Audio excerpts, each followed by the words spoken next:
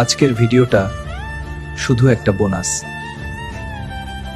আজকে নতুন কোনো ফাইট ভিডিও আসছে না, এইটা শুধু একটা বোনাস ক্লিপ। হাজার হাজার ভিউ ওঠে, কিন্তু একটা সাবস্ক্রাইবও আসে না। আপনারা যদি সাপোর্ট দেন তাহলে পরের পার্টে ধামাকা ফাইট আনবো। বেশি কিছু না, 10টা না হোক 5টা সাবস্ক্রাইব করে যান।